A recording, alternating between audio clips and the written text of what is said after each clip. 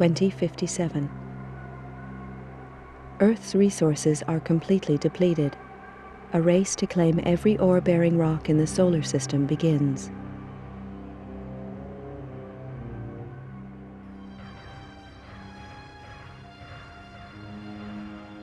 (2079). Tension grows as opposing nations compete for ever-declining resources and expand their military capabilities in space. 2085. Eurofed Deep Space Survey ship Argo is impounded by SDR-AF coalition forces. 3 ships are destroyed in the ensuing police action. Negotiations fail and war breaks out. 2086. The war escalates and military resources on all sides are rapidly depleted. 2087. The final fleet action takes place at Nereus Harbor, orbiting Neptune. Within days, the battle is finished. Damaged and badly irradiated, the flagship Damocles is the only cruiser to survive the conflict. The war is over. Powerful multinational corporations unite to take control and restore order to the tatters of society. With little remaining military or financial resources, Earth's governments are stripped of their powers and are forced to demilitarize.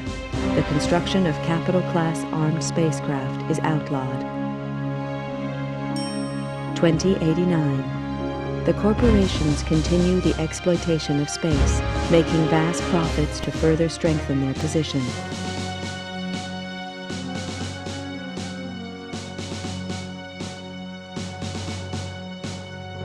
Earth's coalition government is allowed to create a multinational force to keep order in the colonies.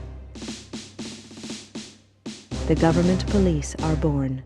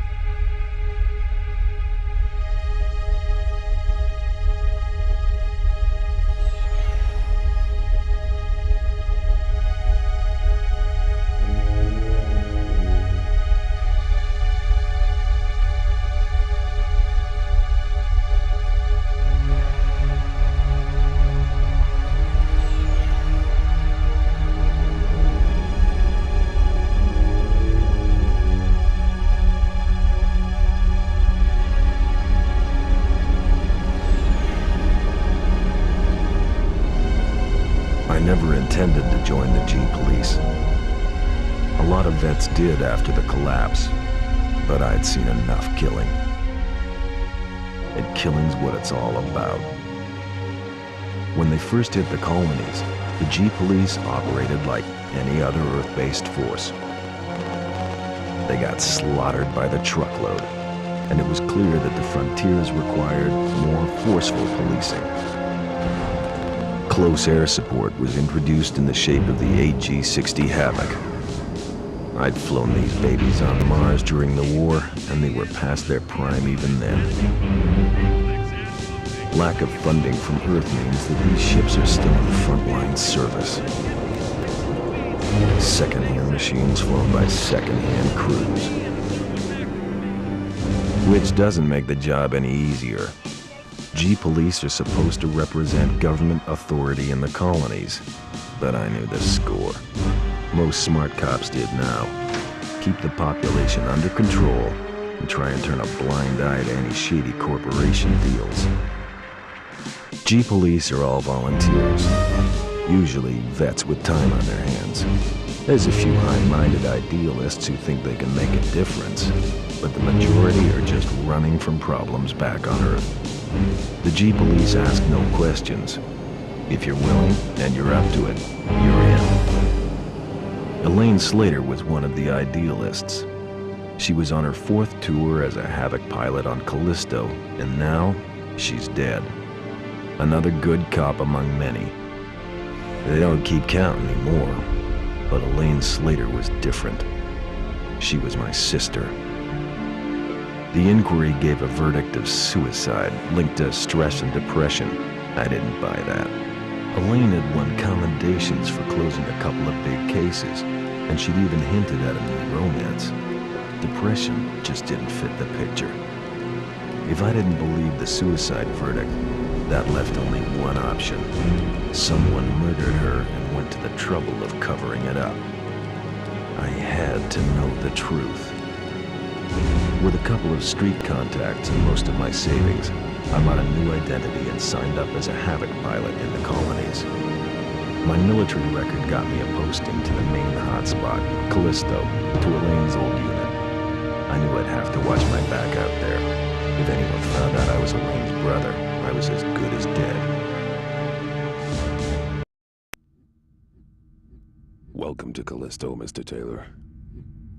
I'm Commander Horton, and I run this operation. I don't know who you were trying to fool with that false name, Bull Slater, but it's not gonna work on me. I'd met some of the pilots already. They seemed pleasant enough. Horton was another story. A horror story. He talked tough and looked tougher. That hunk of tin hanging around his brain hadn't slowed him down, though. He'd spotted my phony ID and was not impressed. Arriving on the same flight as the internal affairs investigator hadn't earned me any brownie points either. It was plain that my new commander didn't trust me. Yeah, that was okay. I wasn't too sure about him either. As I listened to Horton, I noticed the medals he wore. A vet from the Neris action. No wonder he looked half dead. Well, then it clicked. He was the Horton, the last great fleet captain. What the hell was he doing in this backwater? I don't trust you, Slater, and I'm gonna be watching you like a hawk. Your first briefing is tomorrow at 0500 hours in the main briefing room. In the meantime, I suggest you take a look at your unit's database and familiarize yourself with it. That's all for now, Slater. Dismissed.